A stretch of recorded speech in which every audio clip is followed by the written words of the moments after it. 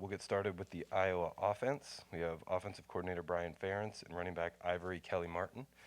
Once you gentlemen get situated, Coach, we'll start with an opening statement from you, and then we'll take questions from the question.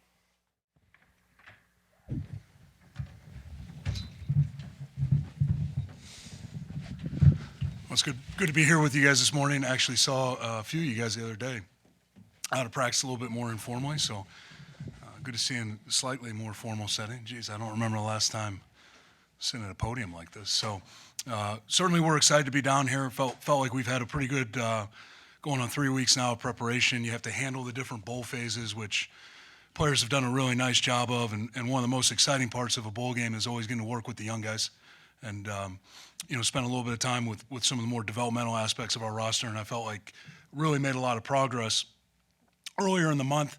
Now as we've honed in on the game, feel good about the way the guys have handled the preparation, and certainly changing scenery is always a little bit of a question mark as a coach. You worry when you make that trip, how are we going to handle it? But because of guys like Ivory and the leadership they've provided, some of our more veteran guys, really think a lot of our young guys are handling this trip pretty well, dialed in and focused, and we're really excited to get on the field on Saturday and compete against a very good Kentucky defense. Can you raise your hand? We'll get a microphone to you. We'll start up here in the front on the left. Shoot, Chad, I bet I can hear you without the microphone. Probably, but they probably have a transcript going or something. So how much tinkering can you do in a month with the offense, and how much just big picture do you feel like it needs going forward after this season? Yeah, it's like every year, right? You have to go back and evaluate what you did well, what you didn't do well, and where you can improve, right? And I think it's always going to come down to how can you utilize your personnel, how can you utilize what we have on the roster to go out on Saturdays and give us a chance to win. So over the course of the month, certainly you get an opportunity to do some of that. You certainly have a lot more time to dive into some of the self-scout and the tape. And then you have a lot more time to go back and work on some things. But you're not going to change your identity overnight, and not that you want to either, right? So what we've really tried to do over the last 4 weeks is focus on things that we've been successful doing, things that we feel like we can match up against Kentucky and move the ball and change field position and score points when we have those opportunities. So I feel like it's been a productive 4 weeks, but ultimately we'll find out on Saturday somewhere a little bit after kickoff.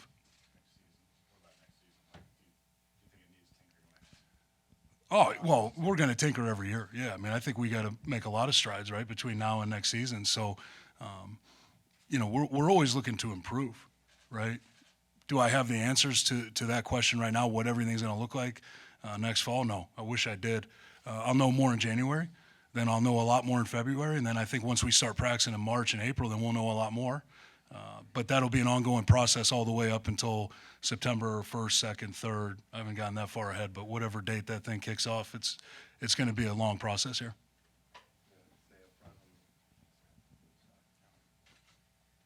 Yeah, this is for Brian. I wanted to ask you about your offensive line. First, Cody Ince was at least working with the ones a little bit yesterday. What's his health status after a tough year? And then two, some of your freshmen that have kind of sprinkled in from time to time, Bo Stevens, David Davidoff, and then of course Connor Colby. What's their trajectory not only for next spring, but then also beyond? Let's start with Cody. Obviously, I think it's been a very difficult year for Cody. Being banged up, in and out of the lineup. He had some personal issues along the way that didn't make things any easier, right? Lost his grandfather, and so I think it's been an up and down year for him. It's been a little bit of a roller coaster, but over the last 3 weeks, he's been able to be out there pretty steadily practicing and improving and getting back in the swing of things. And the more that Cody can play, I think the more it helps us. It's going to kind of solidify things up front, and it takes some pressure off some of the other guys as well, right? If we can get that rotation going. So I'm excited to see him on Saturday, and I think he'll be a part of what we do as of right now, and expect him to play well. As far as the young guys, obviously Connor, you guys have seen that growth week to week, right? That's right out there for everybody to see. He's out there, and unfortunately, sometimes part of growth is failure. In fact, it's really the only important part of growth, and he's had it in a very public arena, right? His successes, his failures. But the other two guys, David, Bo, We got Jennings Dunker back out there working this last 3 weeks. Really excited about the young guys. Mike Mislinski's another young guy that I think has done a really nice job. He's been with our second group for most of the season. So we really feel like some quality reps and developmental time has been spent with those guys. But next spring is going to be really big for probably all four of those guys that we just mentioned. And then, Griffin Little's another guy we're looking forward to getting back out there at some point. He's still working through some surgery and recovery. So I feel like those guys have made a lot of progress, but I feel comfortable telling you they need to make a lot more progress as we go here, right? But everybody's on the right trajectory at the moment. Brian, the guy to the left of you has seen a lot of adversity over the last few years. How have you seen him handle all the ups and downs of that? Sure. Well, I'm glad we're going to have to ask you a question at some point, I hope, right? I just can't say enough about Ivory and how he's handled everything, right? I think back to throwing him in there as a true freshman, ran the ball very well for us, probably a lot earlier than maybe he was ready to, but played very well for us. And then the injury situation is one thing, but one thing I always point to with him when I talk to people about him, I go back to the 2019 season when felt like we had a bunch of good backs, and there just weren't going to be enough carries to go around, and asked him to redshirt, and he did that. And it's one of the most unselfish things that I've ever seen as a coach, and I think it's hard to do, and it's hard to do for anyone. But certainly a skill player that touches the ball and has had a lot of success for us at that time touching the ball. In fact, that was really coming off the Iowa State game when you played extremely well, and feel like you were a big part of why we won that game. The thing I'll always remember about Ivory when I think about his career is some of the unselfish things he's done. You think about some of the plays he's made on special teams. There's not enough guys anymore that have that mentality. And one thing that I really respect about Ivory and everything he's done here, he's always put the team first. And we're living in a world where that's getting a little bit harder to find. To ask a skill player to go out there on special teams and cover kicks and be a gunner and do some of the dirty work, a lot of guys aren't interested in that when they come to us. They've been big stars wherever they are. And he'd had a very successful prep career at 2 different schools. But from day one, all he did was work when he showed up. Didn't have a lot to say. Had a lot of work to do and did it, and that's what I'll remember and that's what I'll appreciate. And at the end of the day, we can look back at statistics and all that stuff and measure people's careers any way we like. But when I think about players, I often think about their contribution to the team, and I'm not sure anyone's made a greater sacrifice for our team than Ivory did in 2019. Stay on the right. Go one row back. A moment ago, you talked about you can't change the identity of the offense overnight, and you're not sure you want to. What is the ideal identity of your offense, of your program's offense, and why?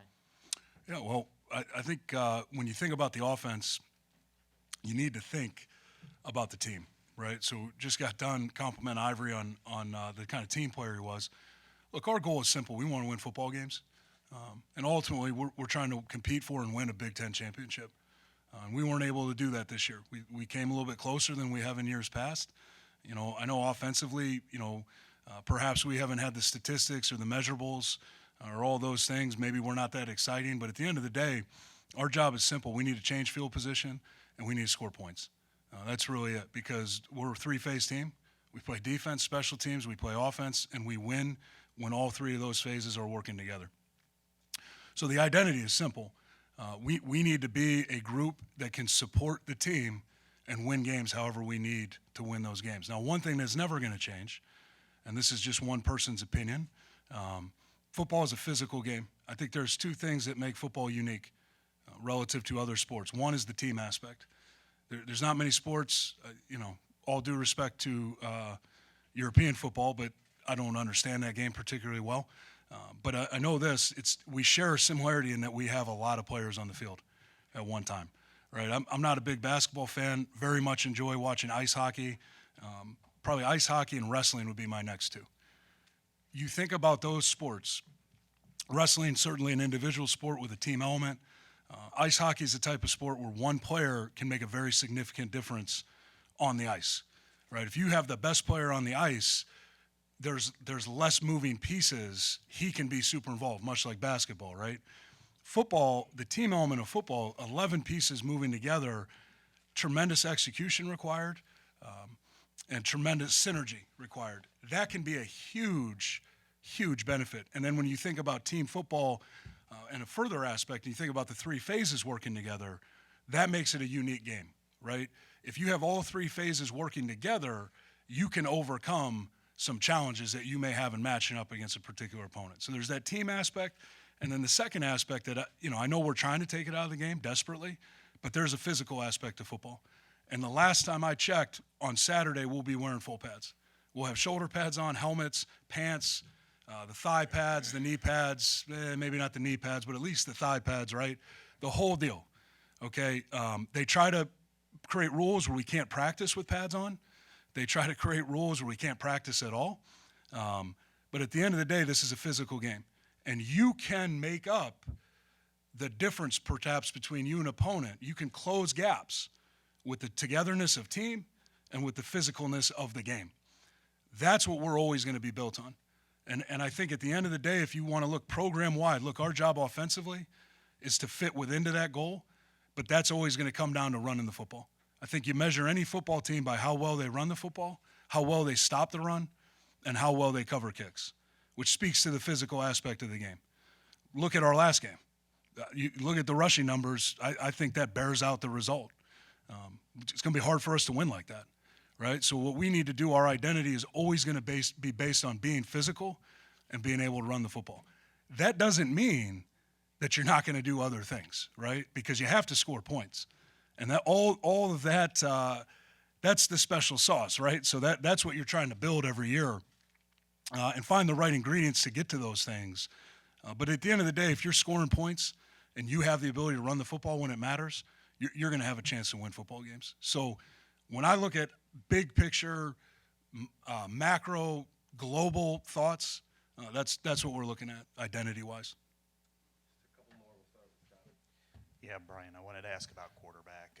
Where do things stand going into Saturday, and how will what your decision be for Saturday impact Sunday, January, April, and beyond? Sure. I have to be honest with you, Scott. I can't worry too much about how whatever we do on Saturday is going to impact the future, right? The goal right now is to win the football game on Saturday. But I will tell you, and I'm not saying I'm being less than honest with you, but this is a position that I relish. I told you guys this whenever we visited last before the Illinois game, to be able to sit up here and say, I don't know who our quarterback's going to be. We'll see on Saturday at kickoff. Now, I think we've pretty much well made our mind up on what we're going to do Saturday. But the reality is, feel comfortable with both guys, and feel like both guys can give us a chance to win the football game. I think both guys have strengths and weaknesses, as we've seen throughout the season, and it's my job as a play caller to try to play to those, depending on which route we go. But I think both guys have acquitted themselves pretty well at various points in their career, and feel very good about where we're at with both of them at this moment. But on Saturday, we're going to go with the guy that gives us the best chance to win. Ultimately, that's going to be a coaching decision. How players take that decision, you'd have to ask them. But all I've ever tried to do with those guys is be transparent and communicate very clearly with them. But also understand, we're living in a different world, and guys have to make decisions for their own future and their own self-interest at some point as well, which I totally understand. This is Melissa Thomas with Florida National News. This question is actually for Ivory. Great. There we go. Want to Got make sure to one. get a question in for you, bro. Yeah. Obviously, we heard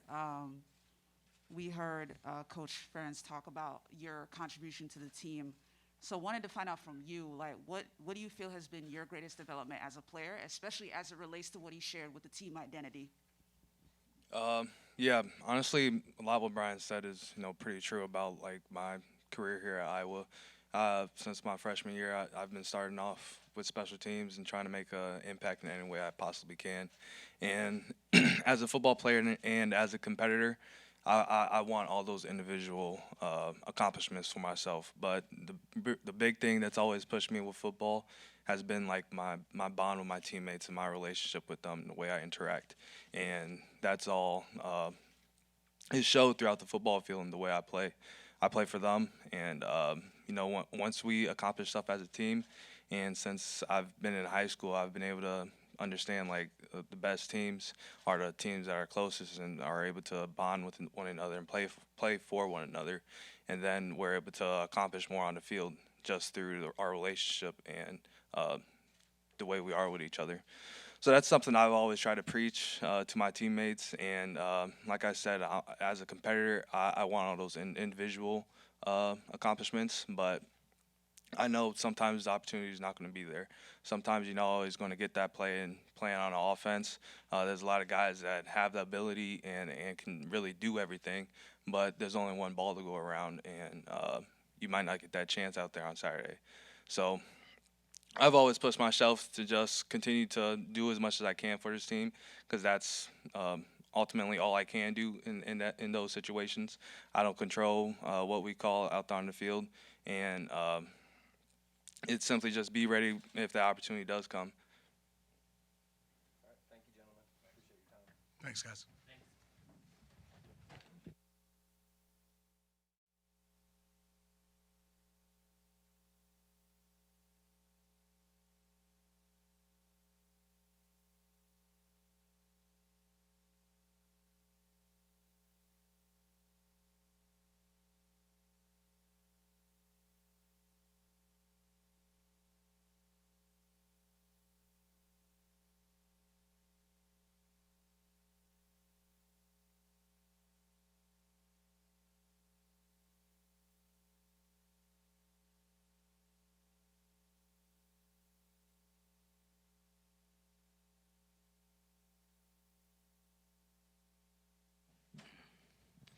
First of all, I'd like to welcome everybody here. I appreciate the opportunity here, and our thoughts and prayers go out for the folks in Kentucky with the tragedy of the weather. But anyways, we're glad to be down here. Kentucky's a very good football team. They like to run the ball. They have very good skilled athletes. Obviously, there's a couple guys that might be out. Really impressed with the run game with these guys. And obviously, we know Robinson from when he was at, Nebraska, and it's going to be a great challenge for us.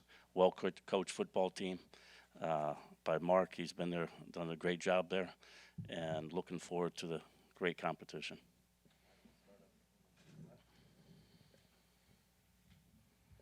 Hey, Phil. Was wondering about it's a big developmental period. Any guys that have maybe made some strides, younger players that have jumped out at you during the bowl prep? Well, there's been a couple guys that stand out a little bit, and most of it's our young defensive line, the guys that are coming through that I think is going to make a good impact here going into the springtime. It's been a little bit of challenging. You're coming down here and travel, and now we're set on getting the game plan in here for the last couple of days, and it's very pleased with the effort that they're doing, and there's a long ways to go yet. Yeah, this is for both Jack and for Phil. Jack, no defensive back in the last 20 years has had as many solo tackles as you this year, not since Bob Sanders and Derek Pagel in 2002.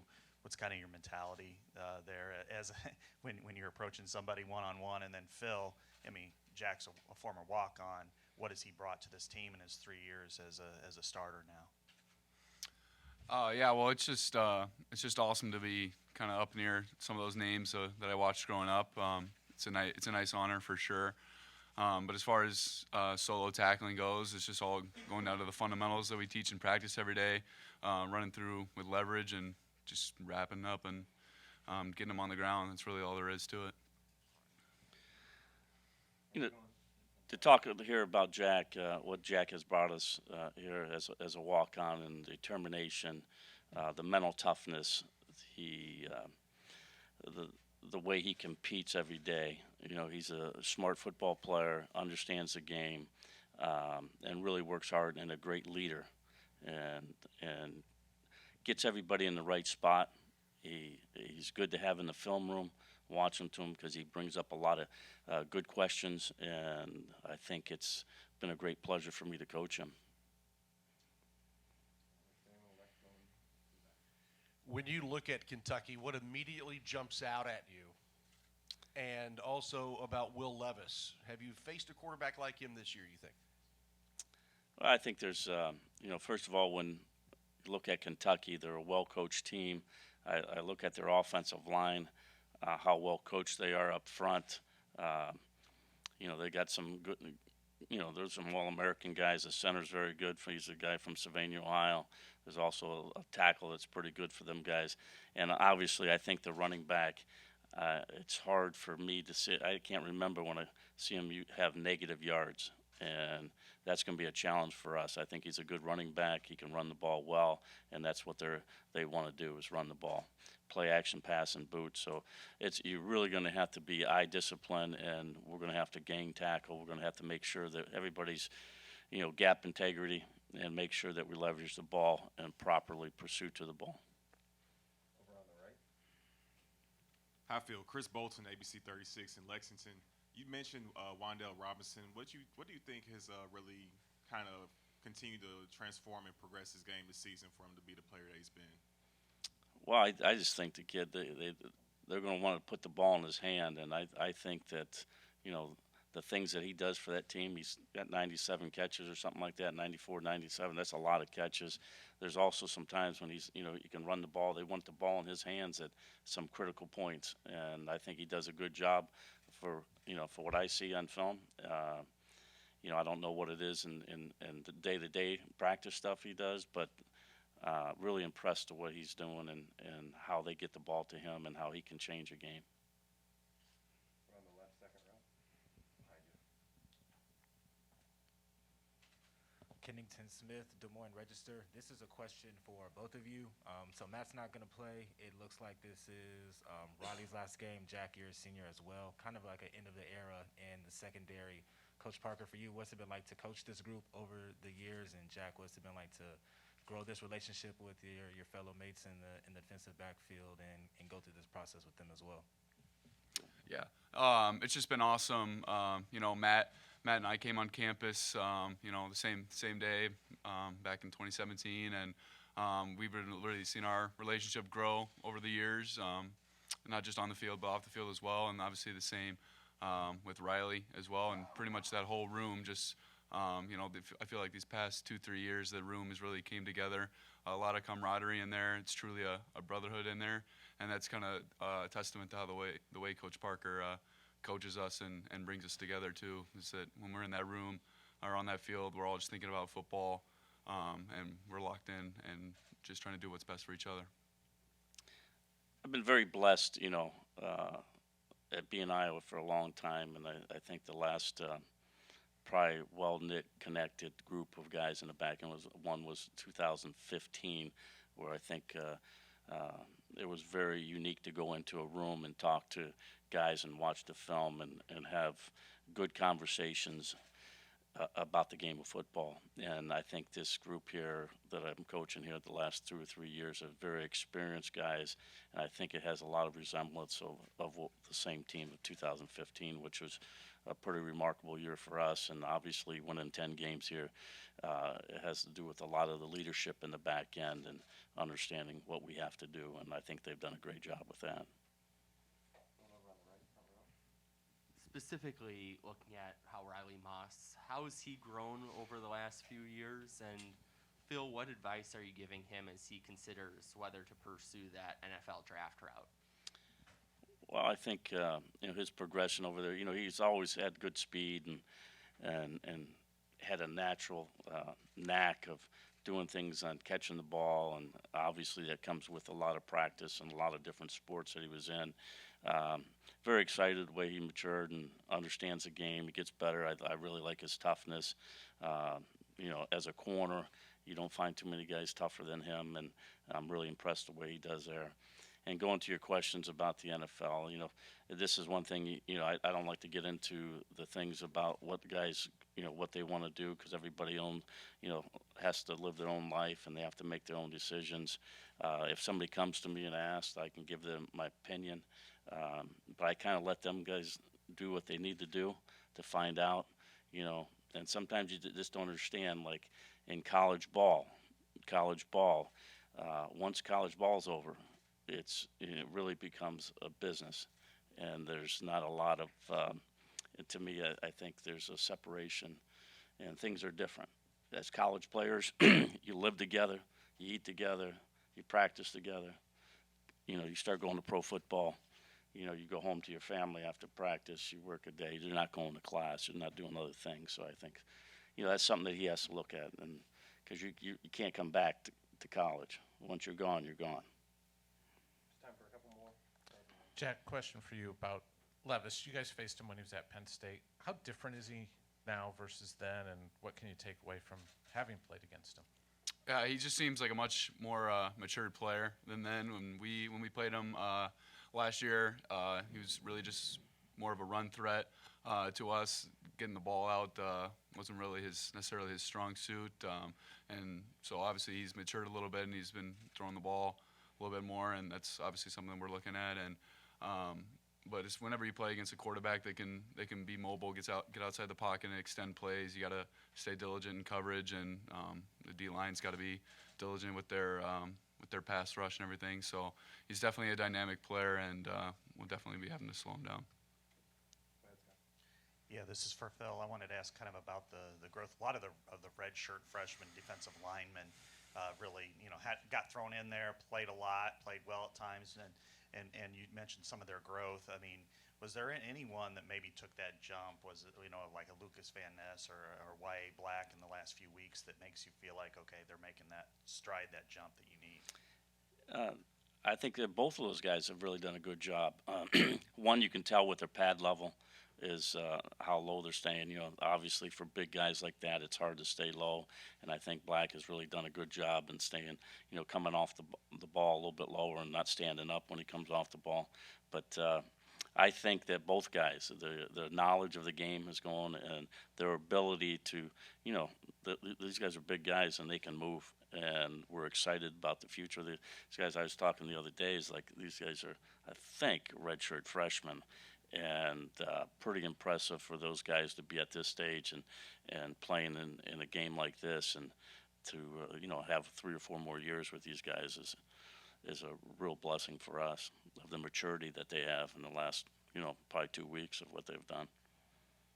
Last question, back Right here, Melissa Thomas with Florida National News.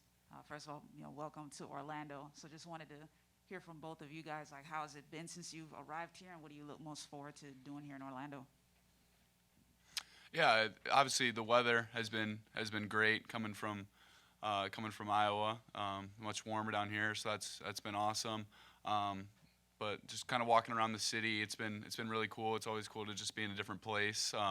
But at the end of the day, we're focused on the game, because Coach Ferentz, what he's been preaching in the team meetings is the most memorable part about bowl trips is winning the game.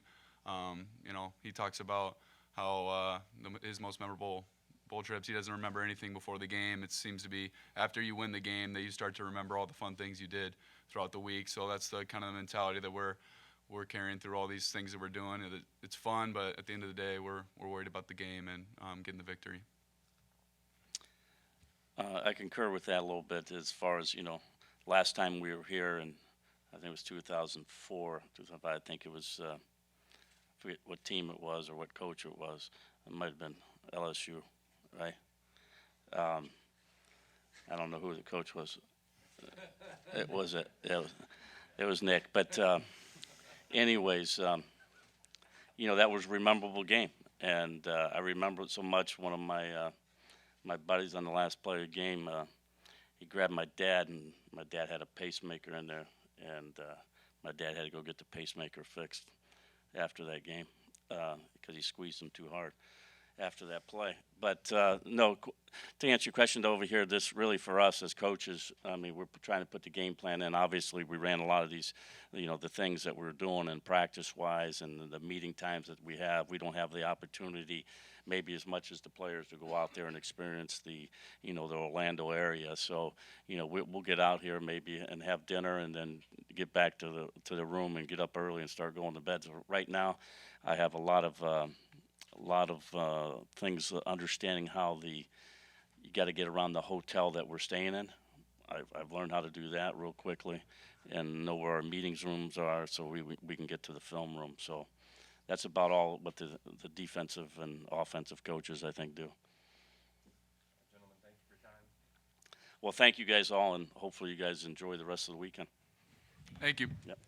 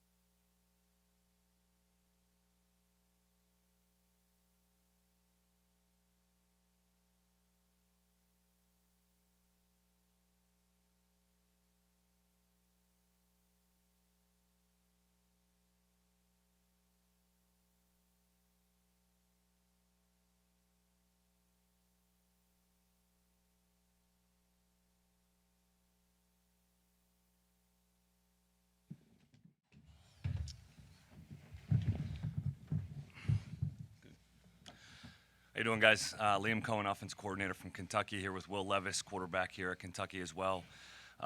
Would love to thank the Citrus Bowl for having us down here. It's an unbelievable experience so far. Great opportunity for our players to come down and play a very quality opponent in Iowa, specifically speaking on the defensive side of the ball. And love to thank the University of Kentucky for promoting us and having us in this bowl game. It's a big-time game for us, and super excited to be here. So this is a great opportunity for us as coaches, as staff, and players to be down here at a great venue, have a great time, and play in a big-time game. So open it up for any questions now.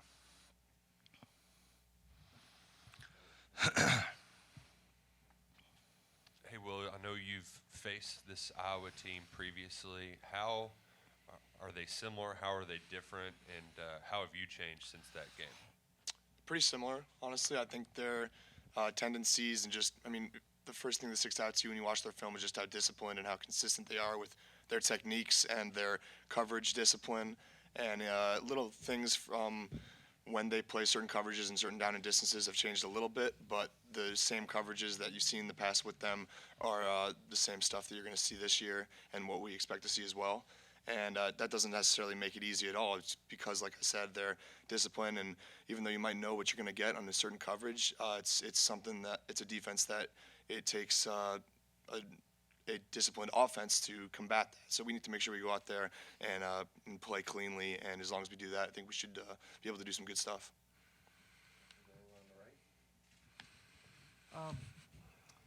Coach, the quarterback and your top receiver familiar to Iowa. How do you weave people like that together who've been, in other programs, learned other things, focused on other things, and make it work so fast? When you have quality kids in the program already, I think that's a big time advantage when you do bring players in from other organizations, other programs, specifically speaking from the transfer portal. When you already have a strong culture and strong players within the program, I think it's easy for you to bring in quality kids and good players into the program, and they mesh very well with the guys that are already there.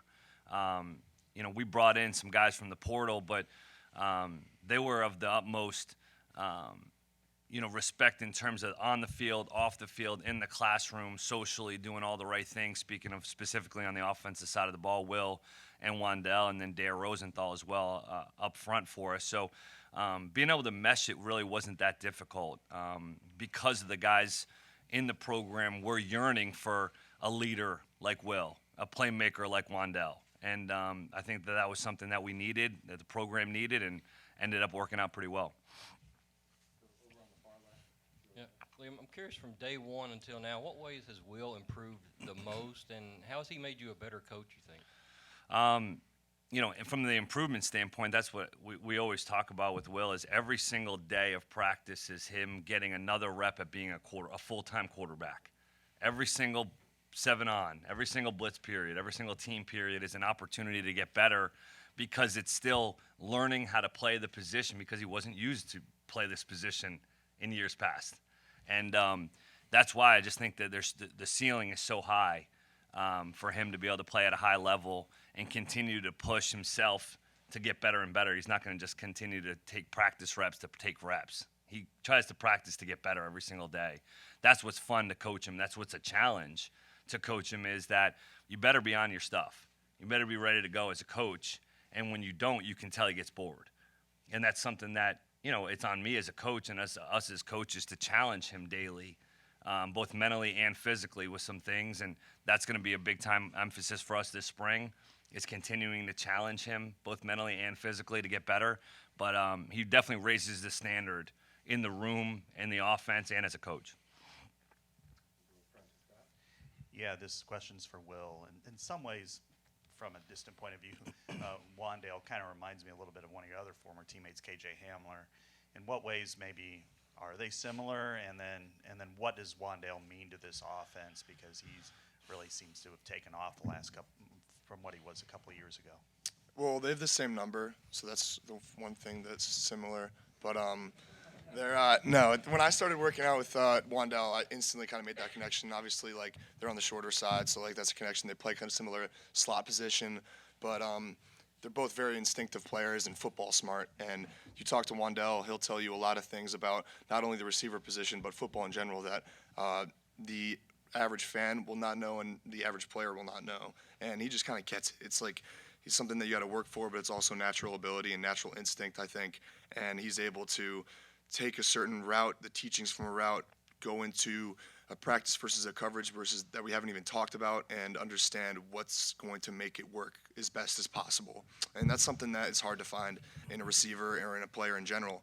So, I mean, obviously he's got the playmaking ability, he's got the agility, he's got the speed, and he's got just someone who I can trust throwing the ball to all around. So, great player to have. And KJ, I played a little bit with him when I was there, but definitely very similar. And I think that just as KJ's had success at the next level, I think Wandale can too. When I was here talking about the running game, they mentioned the running game a couple of times. When you, for both of you, when you first saw Chris Rodriguez, what were your initial thoughts? And now that you've been with him for the last 6-7 months? Yeah, to speak to when I first got to know Chris in the spring, I mean, he was coming off a little bit of an injury, so we didn't see him all that much in spring practice. We had him practice, but we didn't really see him live. I didn't see him live all the way through, till training camp. I'm not even sure we did too much live, so you don't get a full feel for Chris until you truly go live and people need to tackle him. That's been the thing that has been probably the most impressive since getting around Chris is once you get him going, he's just rarely going to lose yards. And, I think that seeing something, he leads the country, I think, in like 4-yard carries over the season. That's efficient. He's an efficient runner. He's difficult to take down. And that's part of this, the big part of this offense is being able to run the ball efficiently. Being in manageable third down situations, which has helped us throughout the season, and keeping people off balance with the quarterback run game as well. So I think it all ties in together. But he's been a special player for us this season. I think Will can continue on.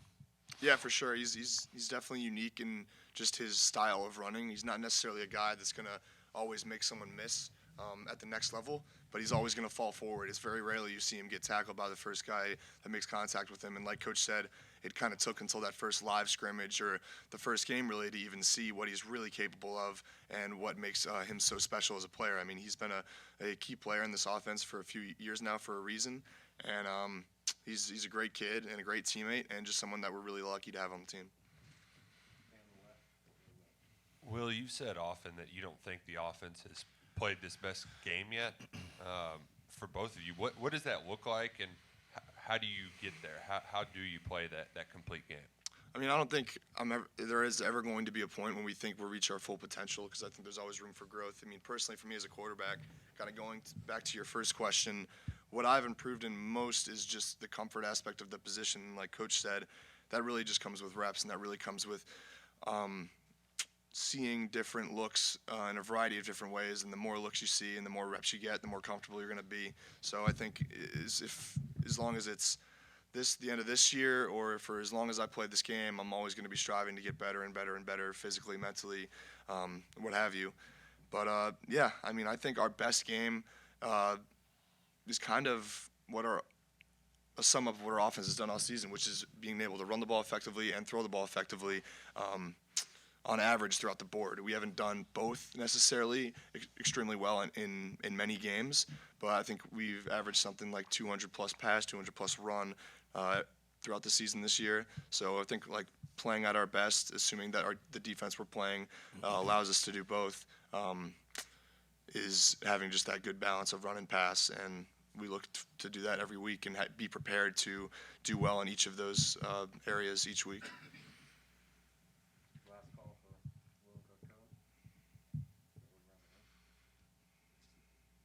Coach Soups obviously has a lot of Iowa connections. Have you been hearing him talk about that? And is there any extra added motivation to give him a win against his alma mater?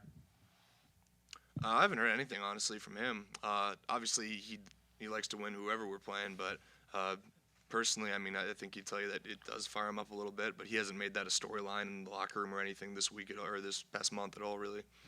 He's spoken of great respect, for the program, for Coach Ferentz and for what they've done there, and it's more just like a respect thing. I think a mutual competitive respect for the game, for how they play the game, for how they're coached. That's some of the things that he's emphasized to our players and to our staff about just respecting the game, respecting your opponent. He says that every week, but specifically these guys because of the way they're coached and the way they play. Yeah, I just wanted to ask about your offensive line. Yeah. We haven't asked it. It seems pretty dominant on film, one of the best in the country. What's helped take it from being a good line to a great line this year? I think that it really started with Coach Schlarman and how these guys have been coached, prior to being, to our arrival. I mean, these guys were very well coached. They had a sense of pride in the room for years. And when I arrived, that was the first thing that kind of stood out to me, was just the demeanor in that room, in the offensive line room. And I think that was instilled in those guys from years past. But I think that this year, just adding a little bit of different variety in the run game has helped our players have success, I think, up front, and also just the leadership that we had up front with Luke Fortner, Darian Kennard, Horsey, all those guys that have played a lot of snaps, have been able to step up and continue to play a lot of snaps and stay healthy for us this year for the most part. So we go as they go. When we break the huddle, that's exactly what we want the defense to see first. And they've been unbelievable for us this year. Yeah, I think too, like just with like you said, the diversification of like the schemes that we've been running compared to what they've ran in the past, bringing new offense to a line that's pretty experienced and are used to running certain concepts. It kind of took a few games for us to kind of find our true identity and like what our bread and butter is in terms of what schemes work for our best for our offensive line. And I think Coach did a really, really good job of seeing what necessarily we would like to work but isn't working well. We don't really want to change things mid-season, and what is working and what we want to build on from that kind of midpoint on the season on, which I think we've done a really good job on in the second half of the year. So we know what we're good at, and we try sticking to that, but we're good at a lot of stuff, so we're looking forward to bringing everything we can to the table in the run game.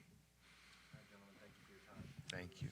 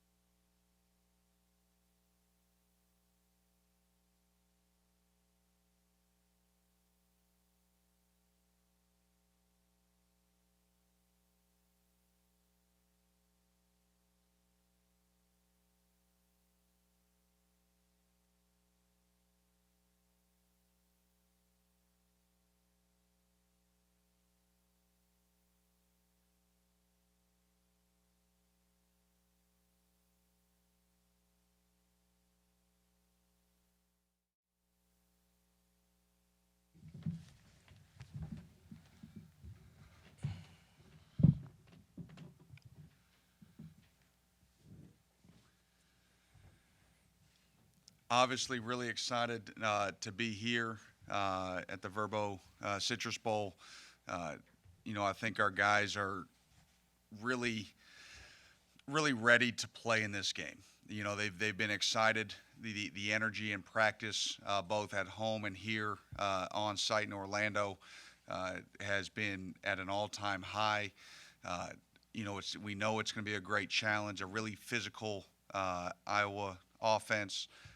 They've got a couple of different ways that they can beat you, but it all starts up front. And so we know we have to play physical. We know we have to try to create some turnovers. Obviously, they've got an incredible defense. They've been able to create a lot of turnovers that, last year we were able to create, and we were sort of in the upper echelon of creating turnovers last year. This year, not so much. But we've got to be able to make those opportunities count in this game. And it's going to be a heck of a battle and one we're ready for. Really excited to watch Yusuf do some damage on the field and try to put him into some positions to make some plays. All right, raise your hand. We'll get a mic to you for questions. Start up here on the left.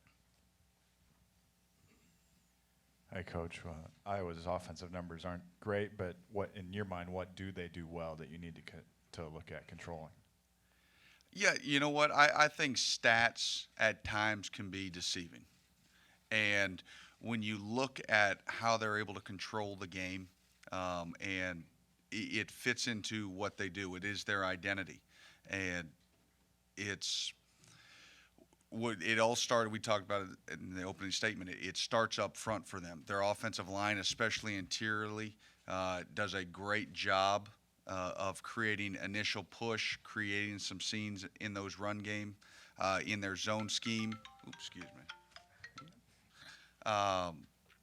And so, and then it sets up their play action game, and it sets up their boot game. In their boot game, the mirroring of both run and play action and boot looks almost identical.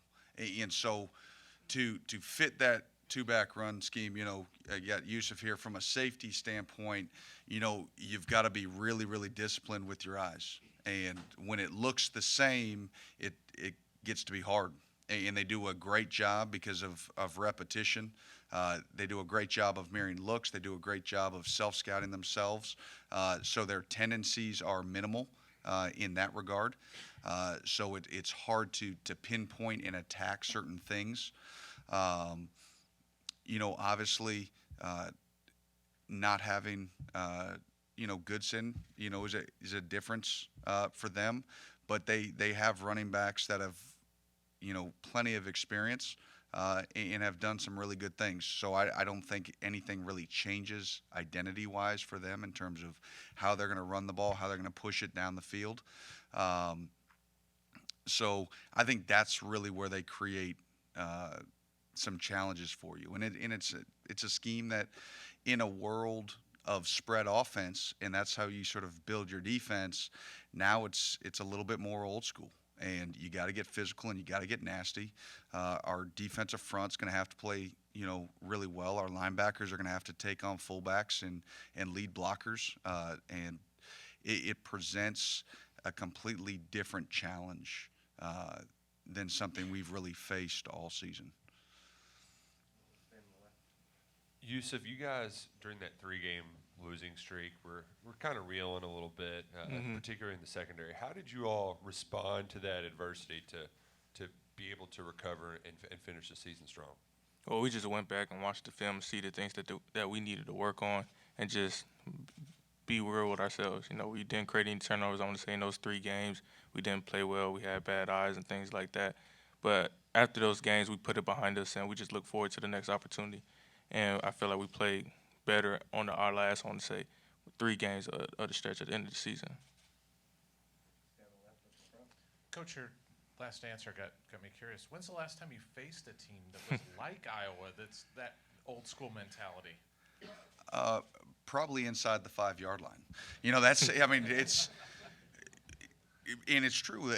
This day and age, I joked in previous deal back home is that, for some of our younger players that haven't been around and have only seen spread offenses, especially in high school, they don't even know what a fullback is. And so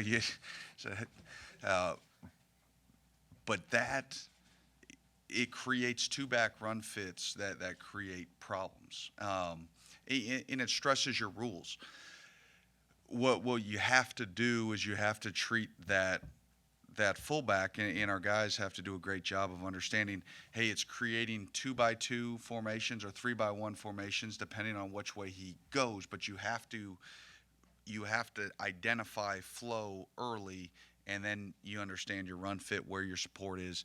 And that's where some of those creases have really come for them, is that there have been some unblocked players that could make a play, but if you push the ball the wrong way, if your help is outside but you send the ball inside, even though that there's an unblocked defender, the running back's walking in the end zone. So you have to be perfect, and so obviously we've been working a lot on that. But until you get the game speed of it, the true physicality of it, it's, we'll have to make corrections on the sideline, just like every game. But I think our guys are ready. They understand that you challenge their pride, especially when it's a physical game. It's when it's one of those games where you call it a circus, and there's motions and flies and ball going this way and that way, and it's just sort of, hey, play soft and let it play out in front of you, and then you go play ball. This one is sort of challenging your pride. They're not hiding anything. They're coming downhill. They're going to put their pads on you, and they're going to try to drive you off the football. And if they're gaining yards, it means that they're physically more dominant than you.